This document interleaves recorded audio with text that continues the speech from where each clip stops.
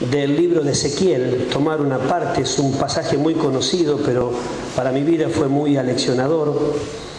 Y entiendo que es una visión profética de la obra del Espíritu Santo en la vida de un discípulo. Anoche hablamos que para ser llenos del Espíritu Santo y poder andar en el Espíritu necesitamos limpieza, pureza, para que las cosas del Espíritu edifiquen la iglesia y no confundan a la iglesia. Y hoy quisiera hablar acerca del proceso, del desarrollo que quiere producir el Espíritu Santo en la vida de un discípulo. Quisiera ver 4 estadios, 4 niveles, como una progresión de 4 niveles de profundidad. Este es un pasaje conocido, Ezequiel 47. Seguramente ustedes le podrán sacar o le habrán sacado mucha más luz de lo que yo he recibido en este pasaje, pero quisiera poner y puntualizar algunas cosas muy claras que entiendo que el profeta Ezequiel quiso hablar mirando hacia adelante cuando iba a venir el derramamiento del Espíritu Santo en la vida de los discípulos. Ezequiel significa Dios prevalece.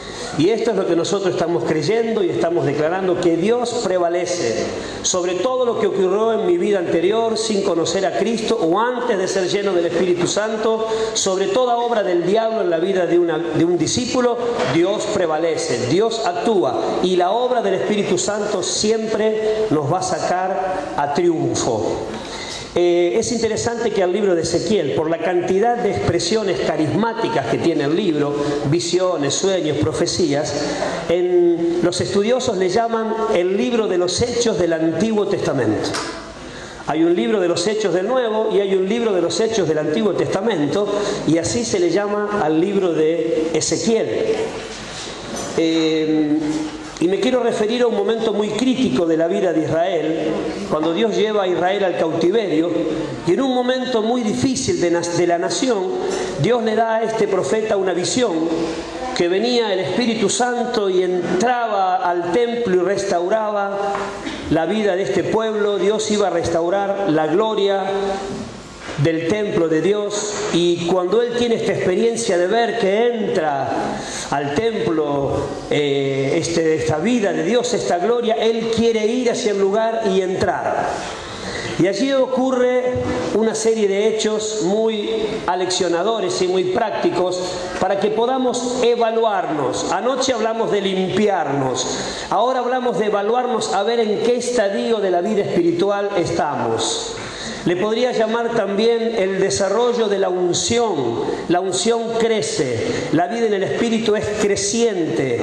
Habla de ríos que correrán de nuestro interior. Hay un movimiento, no hay estatismo, hay un movimiento, hay un desarrollo.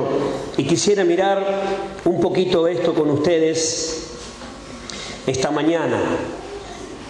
Ezequiel 47, si me siguen en una lectura rápida, vamos a hacer una lectura rápida del 1 al 12 y después nos vamos a ir deteniendo en algunos puntos.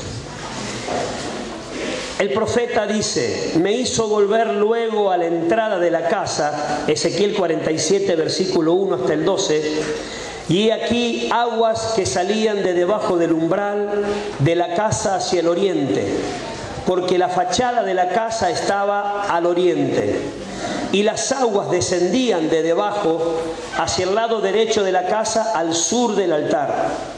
Y me sacó por el camino de la puerta del norte y me hizo dar la vuelta por el camino exterior fuera de la puerta al camino de la que mira al oriente. ¿Ya se marearon? Porque estoy en el norte, en el sur paso al oriente, doy la vuelta. Bueno, pero ya vamos a llegar a entender un poquito más, no se preocupen. Y vi que las aguas salían del lado derecho, y salió el varón hacia el oriente, llevando un cordel en su mano, y midió 1000 codos, y me hizo pasar por las aguas hasta los tobillos. Midió otros 1000, y me hizo pasar por las aguas hasta las rodillas. Midió luego otros 1000, y me hizo pasar por las aguas hasta los lomos. Midió otros 1000, y era ya un río que yo no podía pasar, porque las aguas habían crecido, de manera que el río no se podía pasar sino a nado. Y me dijo: ¿has visto, hijo de hombre? Después me llevó y me hizo volver por la ribera del río, y volviendo yo, vi que en la ribera del río había muchísimos árboles a uno y otro lado, y me dijo: estas aguas salen a la región del oriente y descenderán al Arabá y entrarán en el mar, refiriéndose al mar muerto, y entradas en el mar recibirán sanidad las aguas. Y toda alma viviente que nadare por donde quiera que entraren estos dos ríos vivirá. Y habrá muchísimos peces por haber entrado allá estas aguas, y recibirán sanidad. Y vivirá todo lo que entrare en este río. Y junto a él estarán los pescadores. Desde Engadi hasta Englaén será su tendedero de redes. Y por sus especies serán los peces tan numerosos como los peces del mar grande. Sus pantanos y sus lagunas no se sanearán, quedarán para salinas. Y junto al río, en la ribera, a uno y otro lado, crecerá toda clase de árboles frutales. Sus hojas nunca caerán, ni faltará su fruto. A su tiempo madurará, porque sus aguas salen del santuario, y su fruto será para comer, y su hoja para medicina.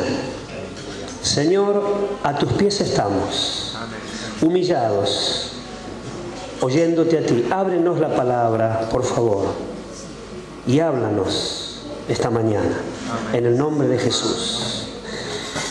Es un poco de lío, uno puede marearse un poco al principio porque la fachada estaba para el oriente y después el norte y después el sur y después el este y después entró y después lo sacó. Le iba a hacer sencillamente un gráfico.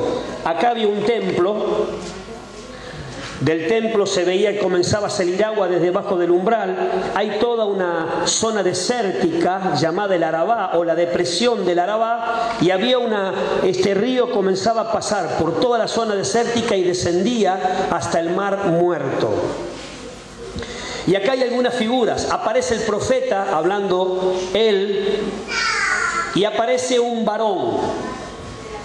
Por lo menos destaco rápidamente, para que nos ubiquemos, 5 figuras proféticas que Ezequiel menciona. Habla del templo. Él vio que el templo se llenaba de la gloria del Señor y que las aguas salían del templo. En el Nuevo Testamento no hay templo físico. Ahora los discípulos son el templo del Espíritu Santo. Así que cuando habla del templo se está refiriendo a nuestras vidas. El templo del Espíritu Santo. Habla de unas aguas salutíferas que corrían del templo. Juan 7:38 habla que de nuestro interior correrán ríos de agua viva. Estas aguas que vamos a mirar un poco hoy a la mañana se refiere a la vida en el Espíritu, al Espíritu Santo que está en nosotros y tiene que correr. Tercera figura es el profeta, que él ve y después él aparece metido en el río. El profeta tiene que ver con la tendencia humana, la reacción de lo humano, lo natural. Después aparece un varón, que es el que mide los 1000 codos. El varón se refiere a la obra sobrenatural, al énfasis de Dios, a la tendencia celestial. El profeta, lo humano, lo natural. El varón, lo sobrenatural, lo celestial. Y por último aparece el mar muerto, que es la figura del mundo, de la sociedad sin Dios, muerta, sin vida, sin posibilidad de que haya vida en él. Rápidamente, otra vez, el templo somos nosotros, las aguas es el Espíritu Santo a través de nosotros, el profeta es la tendencia humana, lo natural, el varón que mide es la tendencia divina, lo sobrenatural, y el mar muerto es la sociedad sin Dios. Antes de meternos en el pasaje, vamos unas hojas para atrás y vamos a Ezequiel 44, versículo 1 y 2. Cuando el profeta tiene esta visión de que viene la gloria del Señor y entra al templo, él tiene la reacción de correr y querer entrar por la puerta por donde entró la gloria del Señor al templo, y acá relata lo que ocurre. Y el profeta dice: y me hizo volver hacia la puerta exterior del santuario, la cual mira hacia el oriente, y estaba cerrada. Y me dijo Jehová: esta puerta estará cerrada, no se abrirá, ni entrará por ella hombre, porque Jehová Dios de Israel entró por ella, estará por tanto cerrada. Acá estaba el templo y él ve que irrumpe la gloria del Señor en el templo y él quiere meterse. Y resulta que Dios lo para y le dice: momento, no se puede entrar, para adentro no, porque por allí entró Jehová y esta puerta permanecerá cerrada. La tendencia natural y humana, y la nuestra, es ir para adentro. Es querer ocuparnos solamente de nuestras cosas, lo que pasa en nosotros. Y el Señor le dice: para adentro no. Y vemos en el capítulo 47 que Dios lo hace rodear la casa y lo pone de frente a una puerta por donde él veía que salía este río de agua, y el río se alejaba de la puerta por la cual él quiso entrar. Él quiso meterse en el templo y el Señor le muestra en visión, en los capítulos más adelante, que este agua, este río de vida corría para el lado de afuera del templo. Hay un río sagrado que fluye siempre hacia afuera. Nuestra tendencia es, ante una crisis, ante un problema, ante las situaciones de la vida, aparece el trabajo, aparece el estudio, aparece el primer hijo, aparece el noviazgo, siempre situaciones que nos tienden a llevar para adentro, para meternos en el templo, ocuparnos de lo nuestro, de nuestras cosas. Y el Señor dice: no es para adentro. Vení, te quiero mostrar. Mirá, es hacia el mar muerto. No es para adentro, es hacia afuera. Hay una tendencia natural de venir a Cristo, y una vez que acomodamos nuestra vida, corremos el peligro de asentarnos y empezar a vivir una vida solo para mí, una vida acomodada, sin demasiados pecados groseros, donde pongo orden en mi familia, donde soy la cabeza del hogar, donde mi esposa es la ayuda idónea, donde mis hijos van creciendo en obediencia, pero una vida para adentro. Qué difícil que es la militancia, qué fácil es reunirme hacia adentro y tener comunión y pasar siempre tiempo con hermanos, maravilloso tiempo de comunión. Pero a veces nos vamos a un desequilibrio que la comunión se convierte en coinonitis. La coinonía se enferma y se inflama, y en vez de coinonía es coinonitis. Vivimos solamente para nosotros. Hay tanta bendición, hay tanta gloria, es tan hermoso estar entre nosotros que casi nos olvidamos que cuando viene el Espíritu Santo y nos lleva, nos quiere impulsar hacia afuera, y cuando yo quiero ir para adentro, el Señor dice: no, allí estoy yo, de tus cosas me ocupo yo, de tus problemas, de tu casa, de tu familia, por allí entre yo. No te es lícito volver a vivir para adentro. Hasta que conociste al Señor, vivías para vos, vivías metido adentro, lo tuyo era lo más importante. Ahora que yo entré y tomé el gobierno de tu casa, de tu templo, ahora es para afuera. La vida cristiana es dar. Damos lo que recibimos. Recibimos paz, comunicamos paz. Recibimos vida, comunicamos vida. Recibimos alegría, comunicamos alegría. Recibimos perdón, transmitimos el perdón a los demás. Cristo dio la vida. Él se dio hasta la muerte, y tenemos que imitar este ejemplo. No es para adentro. Él podía haberse quedado sentado allí en su gloria, volver a destruirnos como con el diluvio, o hacer algo nuevo.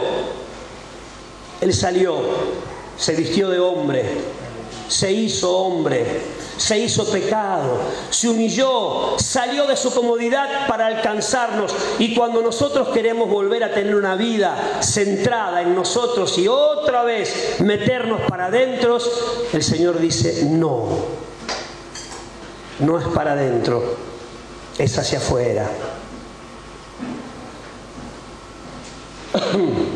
La expresión más común de la vida carnal, de la vida tibia, es el individualismo.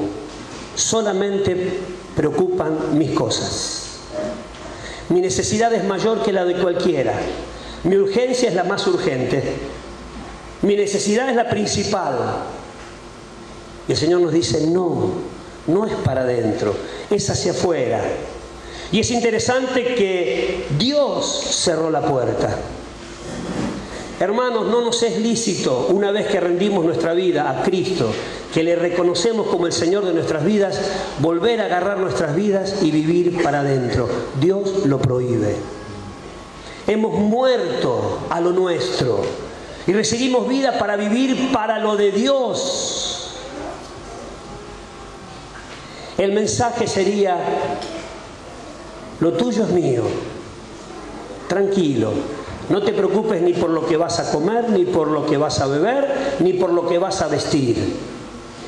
Buscad primeramente el reino de Dios y su justicia, y de las demás cosas yo me ocupo. Esto no significa de ninguna manera ser negligente, descuidado, ocioso y no asumir las responsabilidades que debo asumir para proveer para mi casa, para estudiar, para desarrollar mi vida.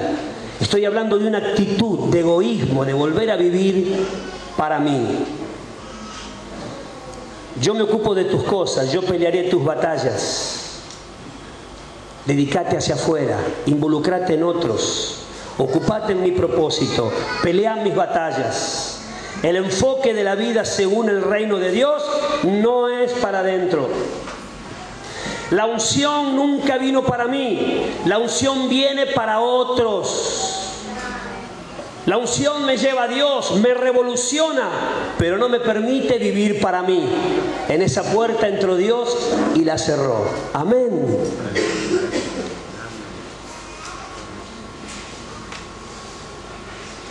Dios llenó el templo con su gloria para que del templo fluyera un río. La razón de la unción del Espíritu Santo es para que fluya desde mi templo hacia otros. Siempre es para dar. El Espíritu Santo no es para mí.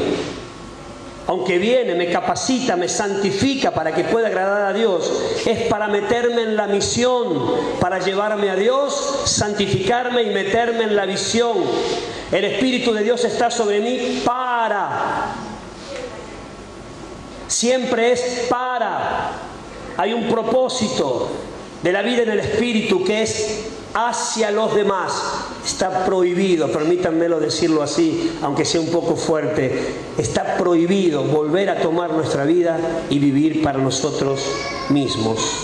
Y allí estaba el profeta, yoqueado con esta visión, y en el capítulo 47, el versículo 1 dice, me hizo volver luego a la entrada de la casa.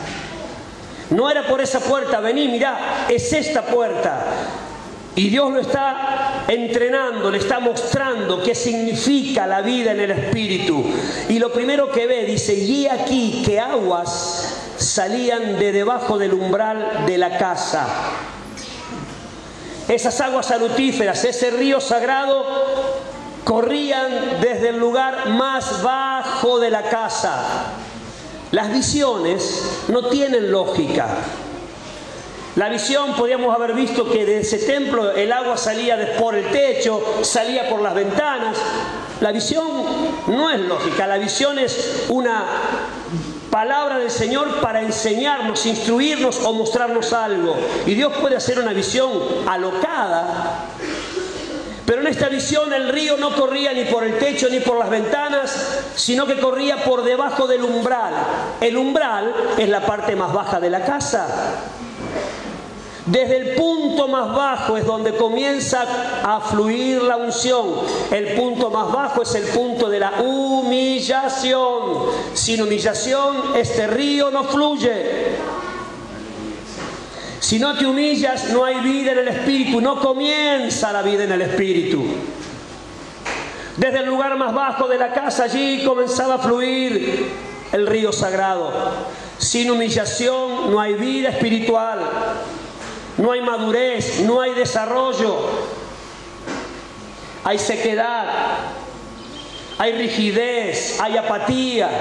Qué difícil es adorar a Dios, Qué difícil es orar. Cuánto cuesta predicar. Hay algo que está seco adentro porque no hay un río que fluya.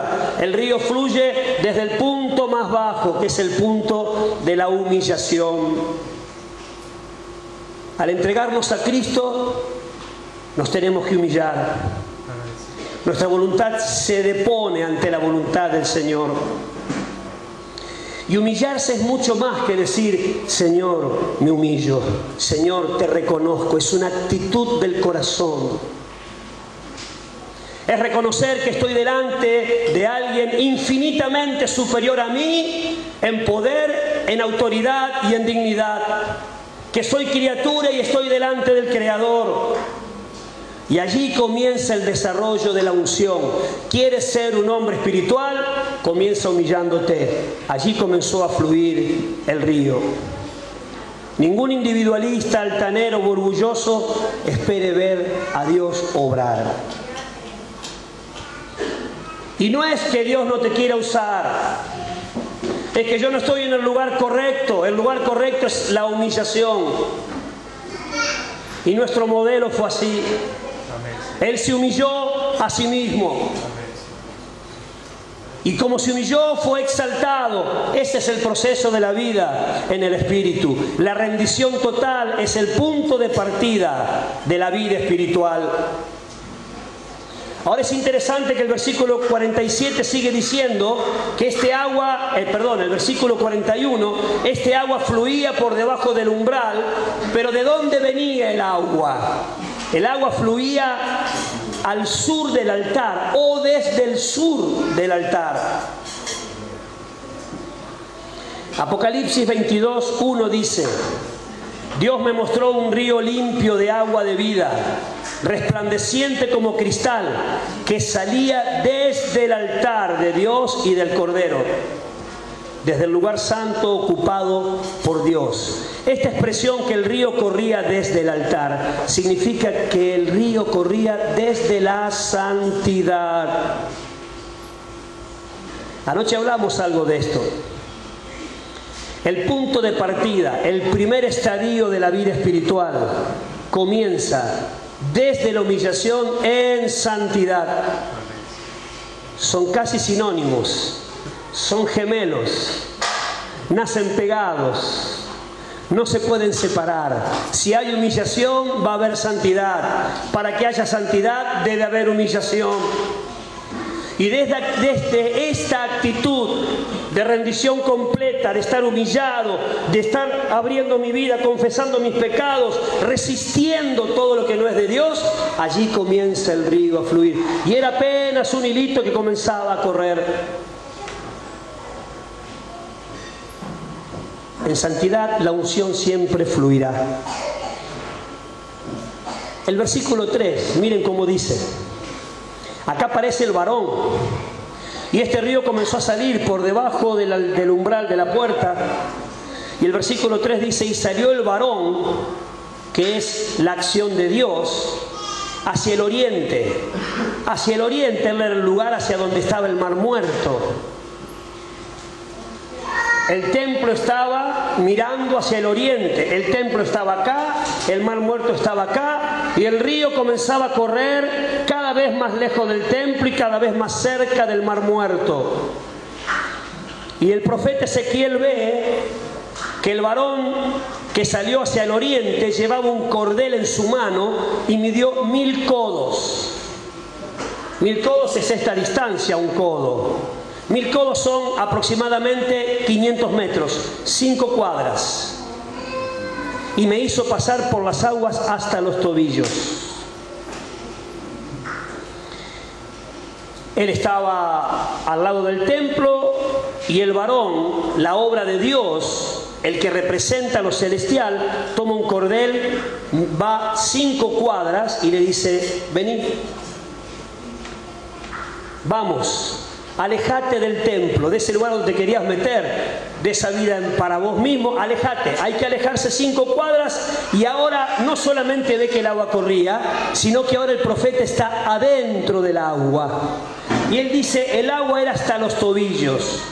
La traducción literal hebrea no dice hasta los tobillos, dice debajo de la planta del pie.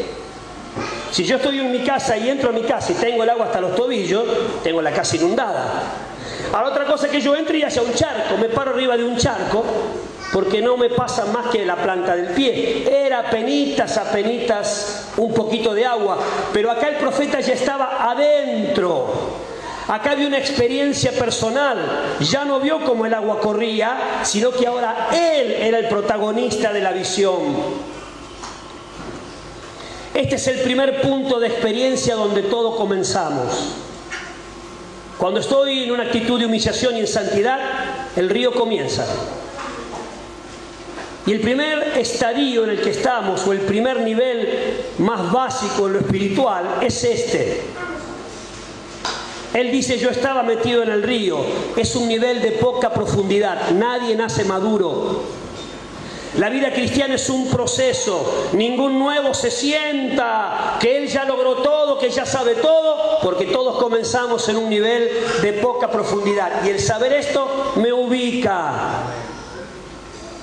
Que si hay alguien mayor en Dios, debo respetar, que no sé todo, que recién comienzo, que tengo que aprender, que tengo que ser guiado, que tengo que ser aconsejado, conducido, porque aunque esté en el río, esté experimentando la vida espiritual, recién estoy en el inicio.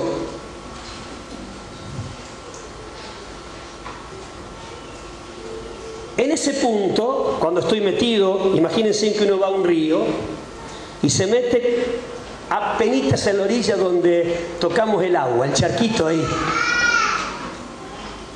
Cuando yo me casé tuve la bendición de poder ir a Brasil, a la casa de mi hermana vive allá, vive en una playa, en el sur de Brasil, en Florianópolis, y yo amo la vida al aire libre, el sol, el río, y mi esposa es casi el otro extremo. Ella es muy blanca, no le gusta el río, el sol le hace mal. Y cuando vamos a un lugar, ella busca un lugar donde haya mitad sombra y mitad sol. Ella se pone en la sombra y me dice, bueno, vos quédate en el sol, pero yo me quedo en la sombra. Se acalora mucho y le hace mal. Y bueno, cuando fuimos de luna de miel, estábamos felices, ella no conocía el mar y estaba encantada con el mar. Y ella va y se para ahí, no sabe nadar. Así que se paró ahí, antes que vengan las olas, ahí parada. Toda la tarde estuvo ahí en el charco, ahí. Chocha de la vida, iba, venía y estaba. Y yo me metía, saltaba las olas. A mí me encanta. Yo sé nadar, así que yo me iba. Y ella ahí, chocha. Bueno, pasa el día, a la noche charlando, me dice, qué bárbaro, qué hermoso día que pasamos en el mar. ¿Cómo disfruté del mar? Escuchame, si ni te metiste al mar. ¿Cómo que no me metí en el mar? ¿No me viste que estaba parada ahí? Sí, pero ¿qué mar? Gaby, yo estuve en el mar.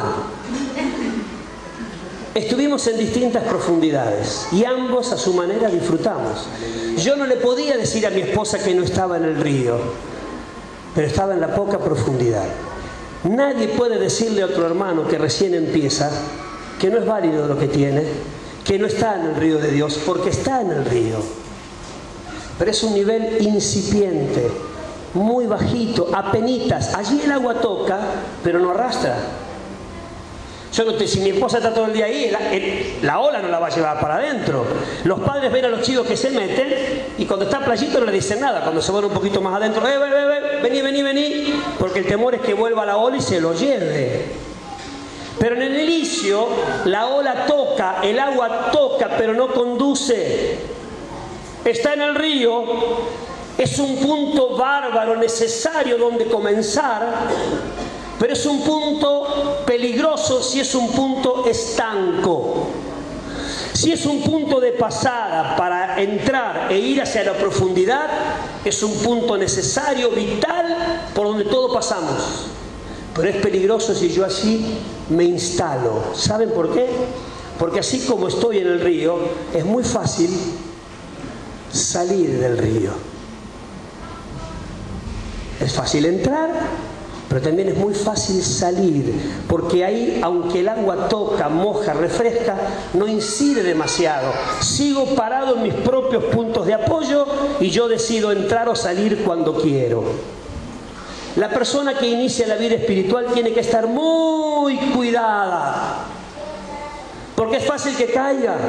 No sabe resistir la tentación, está apenas recién leyendo las Escrituras, fue lleno del Espíritu Santo, hay toda una revolución, está allí con un movimiento de Dios, pero hay muchas cosas que ignora y Satanás es muy astuto. Por eso el que inicia debe iniciar inmediatamente, ponerse bajo autoridad para que lo conduzcan, lo guíen y le enseñen que no hay que salir del río. Este punto inicial es un punto clave donde uno tiene que saber que necesita ayuda, porque se puede salir fácil. Versículo 4. Midió otros 1000 codos y me hizo pasar por las aguas hasta las rodillas. 500 metros más, ya estaba a 10 cuadras del templo. 10 cuadras más cerca del Mar Muerto y 10 cuadras más lejos del templo. Y el agua llega hasta las rodillas. El río creció. Las rodillas es la simbología de la comunión con Dios. Mis rodillas son afectadas.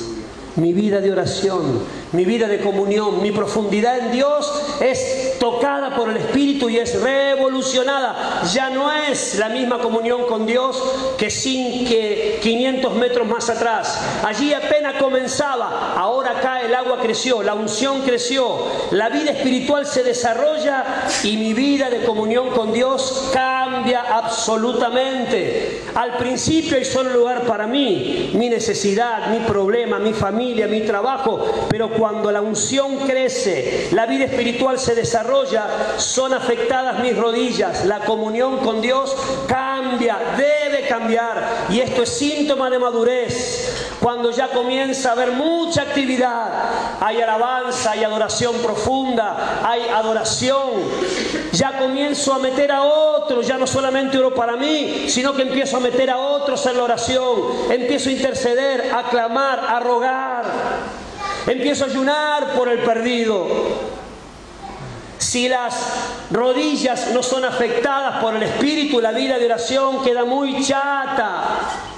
Solamente oro por mis cosas. Señor, bendice este día, guardame en el trabajo, cuídame que no me pase nada, cuida a mi familia, bendecí a mis hijos, en el nombre de Jesús, amén. Es oración y está bien, pero habla de muy poca profundidad.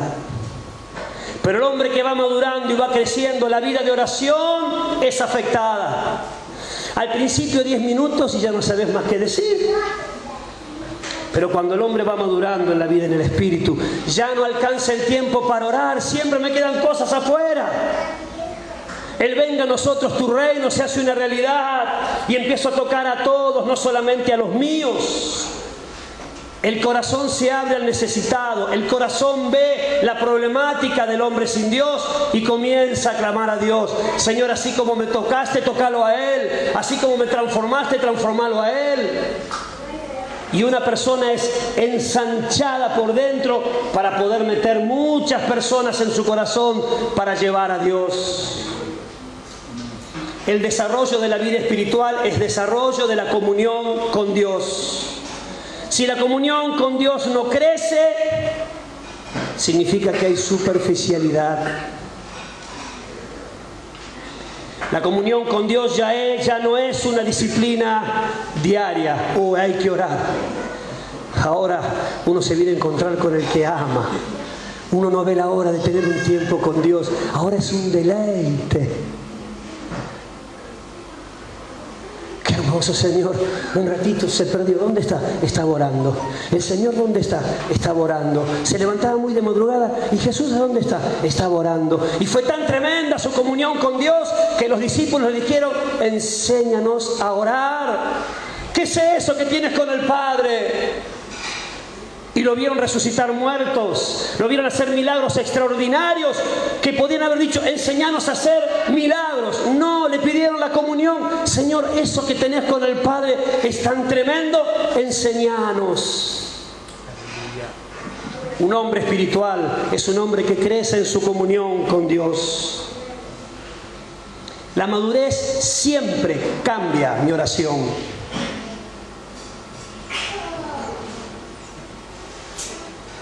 Ahora es interesante que la oración nació a 1000 metros de esa puerta que se cerró y que se prohibió entrar. La oración crece cuando estoy más cerca de la necesidad de otros que cuando estoy demasiado pendiente de mi necesidad. La oración no nació allí en el templo, nació 1000 metros lejos del templo. Más cerca del Mar Muerto, uno percibe la necesidad del hombre sin Dios y el hombre espiritual recibe la carga del Padre. Y empieza a darse cuenta que hay otros que necesitan a Dios y que Dios me involucra para que le pida por ellos. Cambia la carga, cambia la oración, cambia la visión. Y permítanme decir que no existe un ministerio de intercesión. Necesitan hombres que tomen la carga de la oración y comiencen a orar. No aparece en la Biblia el ministerio de intercesión. ¿Sabe por qué? Miren lo que dice Zacarías 12:10. Dice: y derramaré sobre la casa de David y sobre los moradores de Jerusalén, hablando de la iglesia, espíritu de gracia y oración. El Espíritu Santo es el espíritu de oración. El Espíritu Santo me llena para llevarme a Dios. Viene para meterme en Dios, viene para meterme en la comunión. Y el primer don que generalmente se expresa es el don de lenguas, que es el único don para Dios. En el Nuevo Testamento, los que recién se bautizaban hablaban en lenguas y profetizaban. Lo primero que hacían es ir a Dios. Cuando la vida espiritual madura, cuando la unción crece, cambia tu comunión con Dios. No hay ministerio de intercesión porque la iglesia es la intercesora. Cada discípulo lleno del Espíritu Santo recibe espíritu de intercesión, espíritu de oración. Otra versión dice espíritu de gracia y súplica. Es un espíritu que viene para suplicar por las necesidades de otro delante del Padre.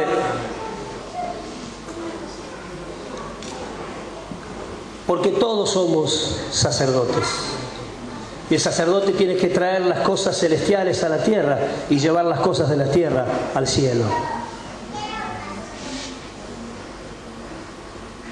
Ahora este punto es un punto tremendo, necesario, hombres y mujeres de oración. ¿Cuánto valoramos a aquellos que se dedican a la oración? Ya no veía cómo el río salía, ya no quería entrar por la puerta, ya no estaba con el agua hasta la planta de los pies, sino que el agua ya estaba hasta sus rodillas. Pero también aquí hay un peligro. Si yo estoy con el agua hasta acá y viene una ola, me muevo un poco. Pero yo puedo enterrar los pies en la arena ahí y me paro y viene la ola y yo sigo parado en mis puntos de apoyo. El peligro de este punto son dos. Uno, que también es relativamente fácil volver a salir, porque sigo estando sobre mis fuerzas. El segundo peligro es que me puedo volver una persona solamente de oración sin acción. Yo me dedico a orar. Que otro vaya a la obra. Esto es un peligro. El volverme un místico sin acción. Y los místicos que solamente están orando han perdido la visión de la necesidad de la obra. Porque ¿cómo irán sin haber quien les predique? ¿Cómo predicarán si no fueron enviados? El místico es el primero que tiene que ir. Fíjense en que el Señor le dice a los apóstoles: rogad al Señor de la mies que envíe obreros a la mies. ¿Y cuáles fueron los primeros obreros? Ellos que oraron. Los mismos que oraron para que envíe obreros fueron los primeros obreros, porque el que tiene una verdadera vida de oración es el primero que se involucra en la obra. Pero con esta historia del ministerio de intercesión hemos sacado a los hermanos de la obra para que solamente oren. Y esto es maravilloso y necesario, y ojalá la iglesia entendiera la influencia de la oración. Pero oración sin acción es un místico apartado de la realidad. No entiende que la iglesia tiene que ser sal y luz. Es un punto, si es estanco, también peligroso. Necesario, vital, porque la unción crece, el río era más hondo, pero con un peligro: aislarme de la acción y solamente dedicarme a orar, sin minimizar lo sagrado de la oración. Decimos, a la palabra oración se escribe con 2 C. ¿Cómo se pronuncia? Oración con 2 C. ¿Cómo? Oración. Ese es el verdadero ministerio. Voy a Dios y llevo a Dios. Voy a Dios para capacitarme y equiparme y llevarlo. Señor, míralo, tócalo, transformalo. Pero cuando viene a Dios, voy hacia la necesidad. No queremos místicos en el mal sentido de la palabra. Queremos místicos prácticos, la cabeza en el cielo, pero los pies y las manos en la tierra. Amén. Aleluya. El peligro de que haya oración sin militancia. Una vida contemplativa sin servicio. Ahora esto es un poco mejor porque voy madurando, voy creciendo en Dios, voy aprendiendo, voy orando, la carga se va haciendo más grande, hay un cambio de visión, de carga. Y cuando el profeta llegó allí, el versículo 4, la segunda parte del versículo 4 dice: midió luego otros 1500 metros más y me hizo pasar por las aguas hasta los lomos. Estos son los lomos. ¿Saben qué es los lomos? Esto, la cintura. Uno dice, che, ¿qué lomo tiene este? Y le toca acá. Nadie dice, che, ¿qué lomo tenés? Y te toca la cadera. La cadera no se toca, epa. ¿Qué está haciendo, hermano? Uno ve a los chicos que van al gimnasio y le dicen, ¿qué lomo? Y piensa en esto. En la Biblia son las caderas. La cadera es simbología del servicio. Jesús se ató una toalla. Cuando sigo creciendo en la unción, el tercer estadio es la acción práctica, la militancia, el servicio. Los lomos tienen que ver con un compromiso con la obra. Ya no solamente orar, sino ya comienzo a actuar en la obra. Acá surge la acción. En este nivel surge la acción. A los 1500 metros del templo y cada vez más cerca de la gente sin Dios, surge la acción. Porque veo, reacciono, como estoy sensible, porque voy a Dios, porque mi vida de oración es profunda, me involucro. Hermanos, la iglesia no funciona con voluntarios. La iglesia funciona con enviados. Él a la obra nos envía. Venid en pos de mí y os haré pescadores de hombres. Pedro, ¿me amas? Sí, Señor, te amo. Pedro, ¿me amas? Sí, Señor, te amo. Me imagino que Pedro estaría pensando en las veces que le había dicho que lo amaba y lo negó, cuando juró lealtad hasta la muerte y lo negó. Y por tercera vez, Pedro, ¿me amas? Ah, Señor, tú sabes todas las cosas, ya hasta yo me confundo. Otra vez me preguntas, ocúpate de mis ovejas. Las 3 veces que Pedro le contestó que lo amaba, las 3 veces Jesús le dijo, ocúpate de mis corderos, ocúpate de mis ovejas. En otras palabras le estaba diciendo, involucrate en otros, metete en otros, cuida vidas, volvete pastor. No en la función ministerial, porque Dios pone en la iglesia a unos apóstoles, a otros profetas, a otros evangelistas y a otros pastores y maestros. Le estaba diciendo, salí de vos y metete en la vida de los demás, pastorealos, ganalos, cuidalos, entrenalos, alimentalos, sé padre espiritual. El hombre que ama a Dios se involucra en la vida de otros. Si no hay servicio, hermanos, perdón que lo diga así, es porque te falta espiritualidad, te falta profundidad en Dios. Y lo llamamos y le hablamos y lo convencemos y le oramos, envíalo, Señor, mandale el rayo, mandale el ángel, mandale un diablo que lo haga correr, que haga algo, que se mueva. Y Él está siempre ahí esperando que alguna vez, en algún momento se active. Eso es porque falta profundidad. Porque en la profundidad son tocadas las caderas. Si la vida en Dios crece, la acción aparece. Sin espiritualidad no hay servicio. Y hermanos, Dios nos libre de mandar a los más superficiales, que no tienen nada que hacer, que hagan algo para que no se vayan al mundo, por favor. Y generalmente los mandamos a que se ocupen de los chicos. De los chicos. Los más frágiles. Mira, este anda mal, che, no lo podés meter ahí, que haga algo, que vaya una horita feliz, a ver, que haga algo, porque se está yendo al mundo. ¡No! Si hay carne, no debe haber servicio en la casa de Dios. No queremos voluntarios, a ver, queremos gente espiritual que responda naturalmente a la obra.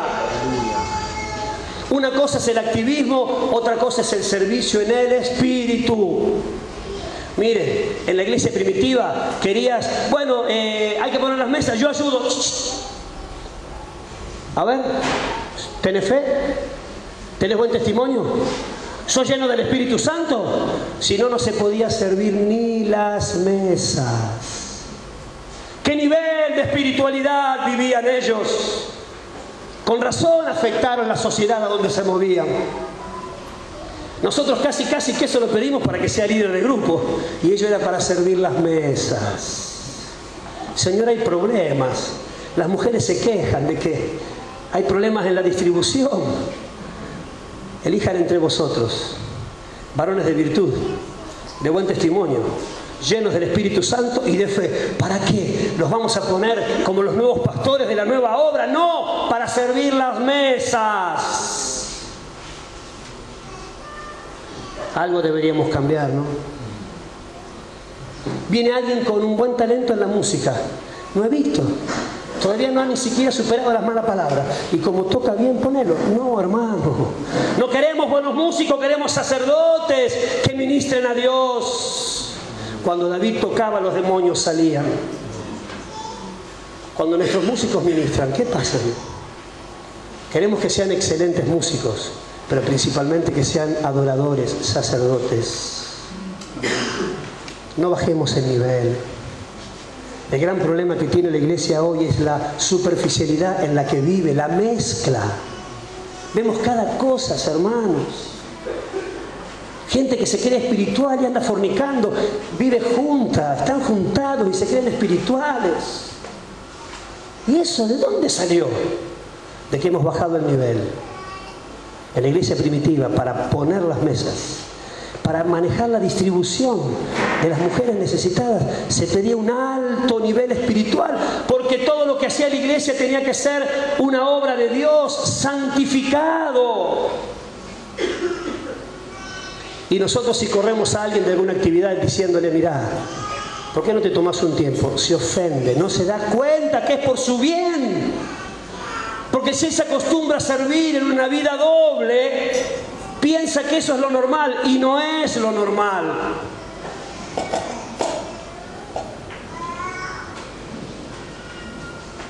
El Señor nos capacita en el servicio, pero en la profundidad, en la superficialidad, no se puede servir ni se desea servir. El hombre que no es espiritual a la obra la ve como una carga. Hay que ir a predicar. Otro retiro. Justo hoy es mi día libre. Y esto se le ocurre hacer una reunión. El hermano encendido, che, ¿cuándo nos juntamos? ¿A dónde quiere predicar? ¿Qué hay que hacer? Acá estoy. Él se ofrece en todo. Aquí estoy. Y esto no lo podemos provocar. Esto lo hace el Espíritu en nosotros. Aleluya. Si estamos en la profundidad. El que va entrando en las profundidades de Dios comienza a servir. Comienza debajo de la planta del pie. Un nivel sano, inicial, peligroso si es un punto estanco. Si llego ahí, y ahí me quedo. Salgo fácil, Vino a una reunión, vino a 2, vino a 3. Mirá, lloraba. Cantaba un coro y lloraba. Y ahora, qué sé yo, no sé dónde está. Ya se fue. Entró y salió tan fácil. Por eso, hermanos, ustedes que están, cuando viene un nuevo, hay que rodearlos. Hay que cuidarlos. Hay que ser padres y madres espirituales. No hay que esperar que te digan, acércate, veo un nuevo y ya me acerco. Porque sé que es un bebé, necesita cuidado, porque el diablo te lo quiere volver a sacar. Si estamos en un proceso sano, a medida que vamos madurando en la vida espiritual, cambia nuestra vida de oración, nuestra comunión con Dios. Hay mucha actividad. ¿Cuánto hace que no pasás una noche entera orando? ¿Pasaste alguna vez? Pero si no duermo, ¿cómo voy a ir a trabajar? Un poco más cansado, pero lleno de gloria. Cuando estaba en el mundo, muchas veces iba a trabajar sin volver a mi casa. Pasaba la noche de juerga y no me importaba. Para mí era, qué bárbaro, mirá, vine a trabajar, recién vengo. Y qué difícil es que un hermano esté 2 horas, 3 horas, que haga un ayuno. ¿Ayuno? ¿Qué? El hombre espiritual es capaz de privarse de su alimento por amor al perdido. El ayuno surge en la necesidad. Tengo un problema grave, enseguida ayuno. Pero estoy dispuesto a ayunar por aquel que ni conozco. Y que tal vez encima me doy cuenta que tiene un problema conmigo. Estoy dispuesto a superar mi egoísmo por amor a otros para ayunar. ¿Ayunás? El ayuno es un secreto, es una llave, que no es una lección, es una experiencia que hay que transitar. Te digo que se abren los cielos, ¿eh?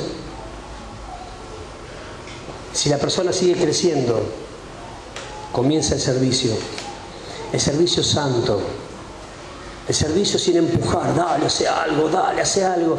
Es tan hermoso servir, estoy tan feliz. Sí, puedo estar cansado, pero pleno. Estoy respondiendo a Dios, estoy sirviendo a Dios. Qué maravilla que Él me permita participar de algo tan sagrado, de participar de la obra. Esto es santo. Que el Señor tome lo que somos nosotros. ¿Qué somos? Lo vil y menospreciado del mundo éramos. Y que Él me ponga en un lugar para ayudar a otros a caminar en Cristo, a cosas santas. Que me permita participar de su santidad y trabajar colaborando con Él para la edificación de la iglesia, el lugar más santo de la tierra. Debería ser una honra servir a Dios. Se le dijo a Abraham Lincoln en su momento, un hombre con un nivel de reconocimiento en la sociedad muy alto, y se le propuso ser presidente de los Estados Unidos. Y él dijo, no me rebajaría, siendo un siervo de Dios, a ser presidente de los Estados Unidos. Soy siervo de Dios. Lo mejor que me pasó en la vida. Lo que más dignidad me dio. Rebajarme a ser el presidente de la potencia de la tierra. Y a veces nosotros cambiamos el servicio por algo tan pequeño. Apenas un plato de lentejas. La reunión, ¿qué? Hay que predicar. No, me quedo a ver el partido. Vamos a ver el partido, el único en la historia. Era semifinal, ¿viste? ¿Qué? Martes a la noche no pongan ninguna actividad. Por favor, hay que ver el partido. No está mal que veamos el partido. Para nada. Yo cuando puedo lo miro. Pero cuando se chocan con los intereses de Dios, esto pierde absolutamente valor. Son las cosas sagradas, eternas, las que estamos sirviendo. Ahora, la cosa no quedó allí. Miren versículo 5. Me dio otros 1000.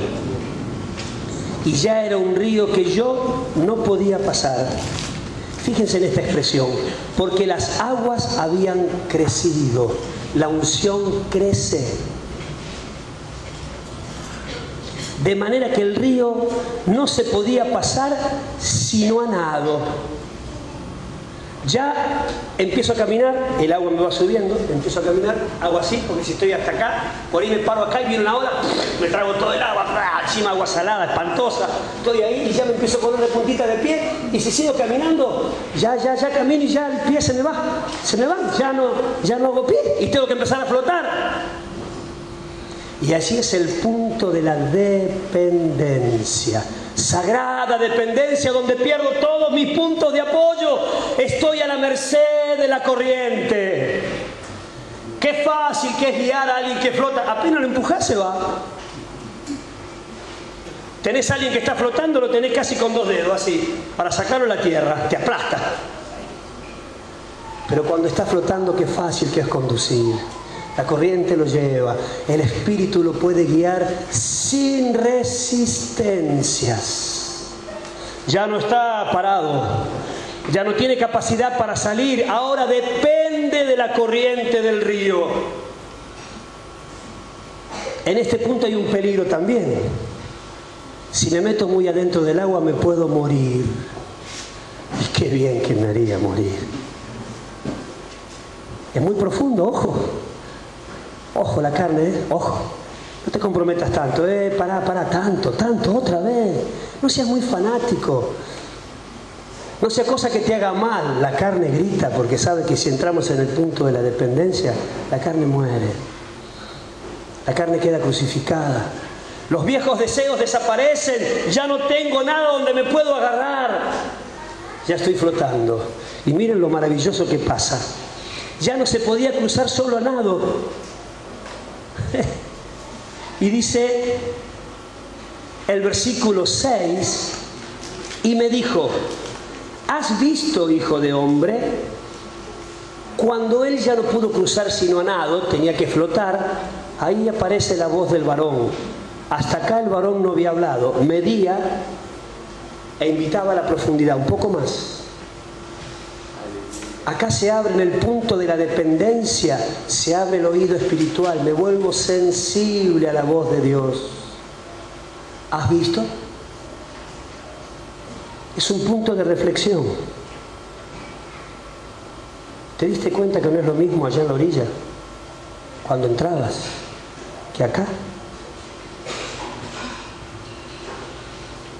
Yo no puedo acusar a nadie que no es un hijo de Dios y que no está lleno del Espíritu Santo, pero puedo asegurar que hay distintos niveles de profundidad en Dios. Nunca al varón se lo ve detrás del profeta empujando, siempre se lo ve adelante invitando. La profundidad en Dios yo la decido. Yo elijo si voy a ser un hombre profundo o un hombre superficial. Yo decido si voy a ser un hombre dependiente, rendido, o un hombre siguiendo en mis propias cosas.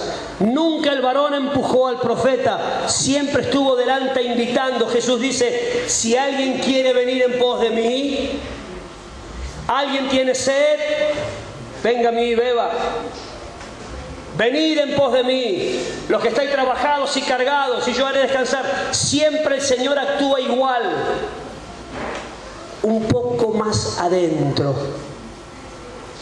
¿En qué estadio estás?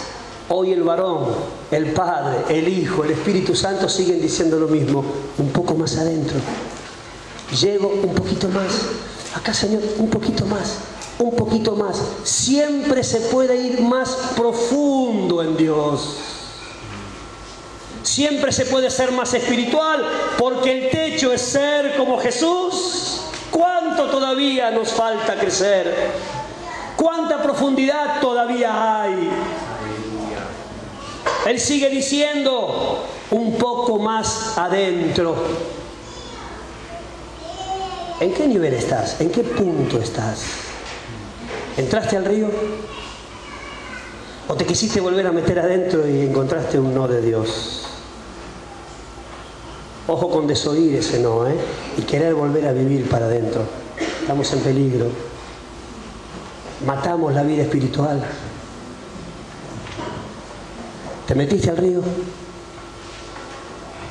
¿Fueron afectadas tus rodillas? ¿Cómo es tu vida de oración? ¿Va creciendo?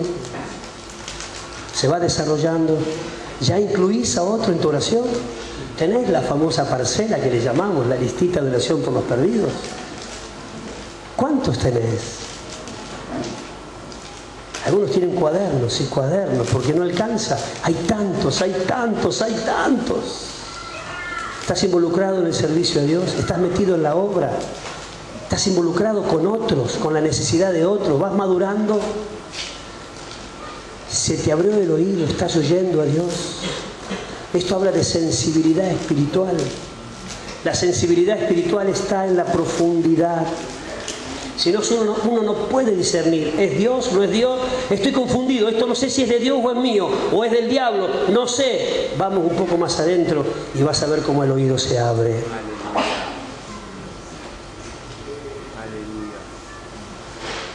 Es interesante que la Biblia dice que lo tomó y lo trajo. Qué maravilloso que venga el Padre y te alce y te lleve. Qué maravilloso. Cuando yo ya no hago más nada para mí, ahora todo es para Dios. Y Él me puede conducir, me puede llevar, me puede traer, me puede poner, me puede sacar sin conflictos, sin resistencias, sin por qué a mí. Si ya he muerto, si he muerto, no hay problema. Ya nada me duele, nada me afecta, estoy muerto.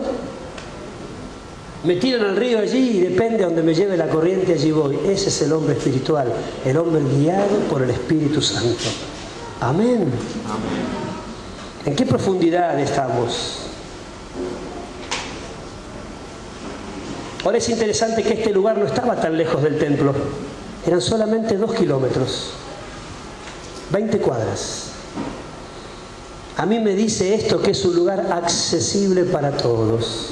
Aún un discapacitado con paciencia y esfuerzo puede llegar a ser 2 kilómetros, 20 cuadras. Si no está apurado va, hasta con muletas puede ir, con silla de ruedas puede ir. No es un lugar solamente para algunos súper espirituales. Pero mirá lo que es, este va a ser pastor.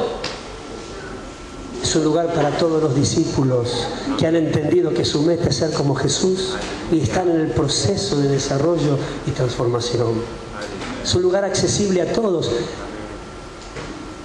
Sé que no me van a invitar más después de todo lo que estoy diciendo, ¿no? Pero digo, perdón, si no llegas a este punto es porque no querés. Porque pones trabas, porque hay áreas en tu vida que no están rendidas, que no quieren ceder. Porque estás acariciando tal vez algún pecado que no querés dejar. Y estás retenido.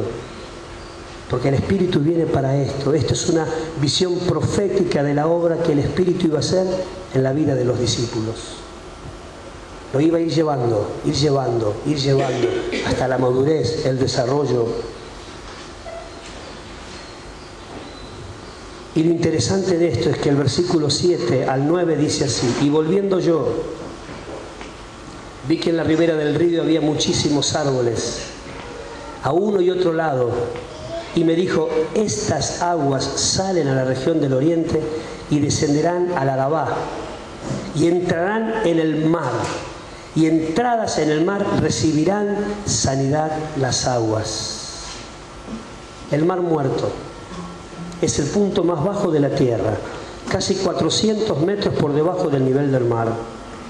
Recibe el río Jordán y 13 afluentes más. Y por la acción de la gravedad, como está tan bajo, el agua cae y se estanca. En realidad no es mar muerto, es un lago muy grande que por sus dimensiones le llaman mar, pero es un lago. Si fuera mar tendría descarga. Y justamente como es un lago, la cantidad de sal que se va acumulando, algunos dicen que es 7 veces, otros dicen que es 10 veces más salada que cualquier océano del mundo. Y la gran concentración de sal hace imposible la vida. Por eso todo está muerto. Y otra cosa interesante, todo lo que entra en el mar muerto no va a la profundidad, todo flota. ¿Qué es simbología del mundo, no? No hay absolutamente nada de vida en el mundo. Está muerto. Hermanos, no copies nada de afuera, no copies nada. Es muerte, es región de sombra de muerte, es reino de las tinieblas. Pero yo copio para aprender. Porque mirá, los mejores guitarristas son mundanos. ¿Quién te dijo? El Espíritu Santo no es el mejor creador de todo. Mirá las cosas que hizo.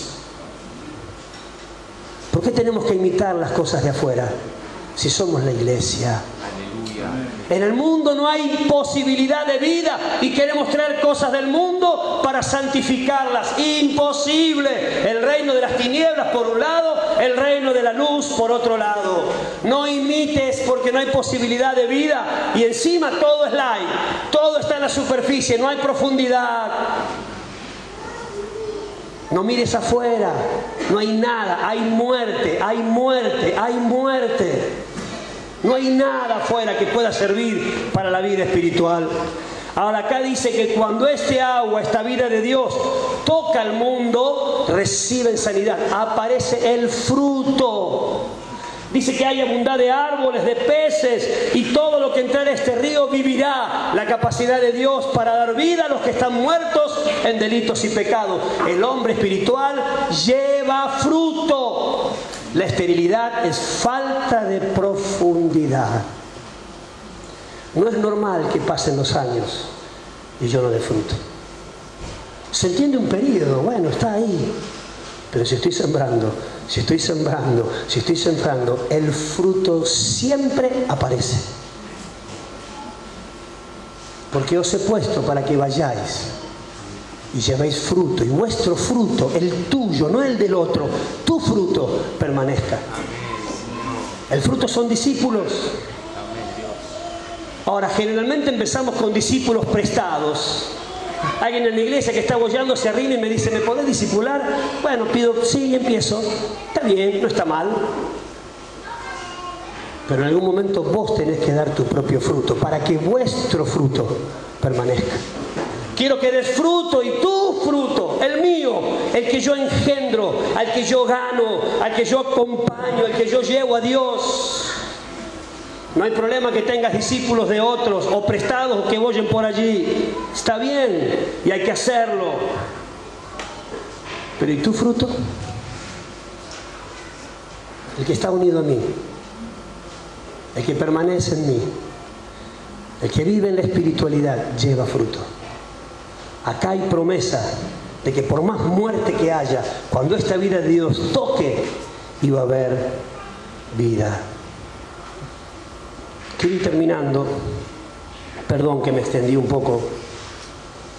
El versículo 10, miren lo que dice allí. Junto a él estarán los pescadores.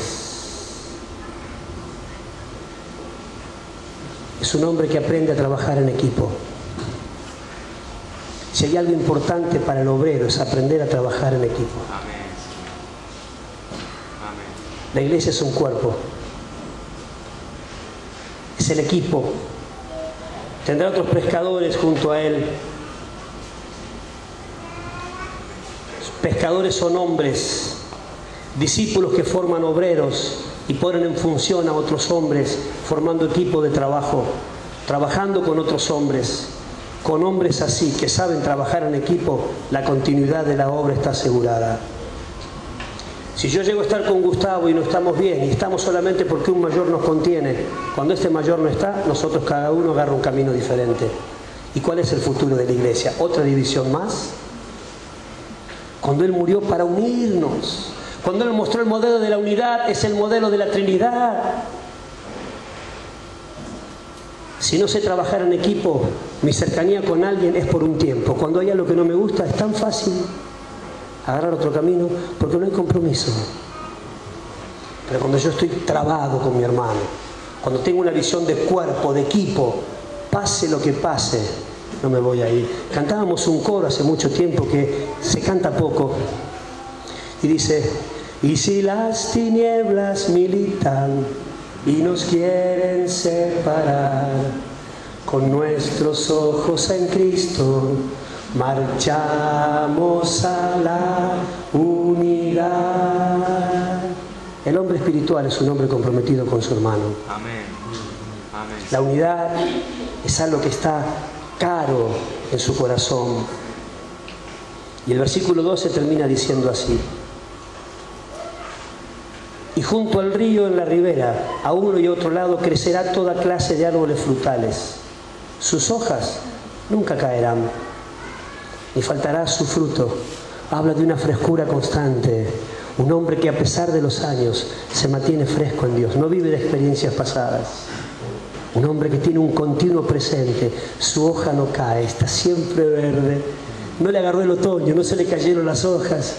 Está allí brotando, es como fuente de agua que salta para vida eterna. Mi copa está rebosando. Ni faltará su fruto.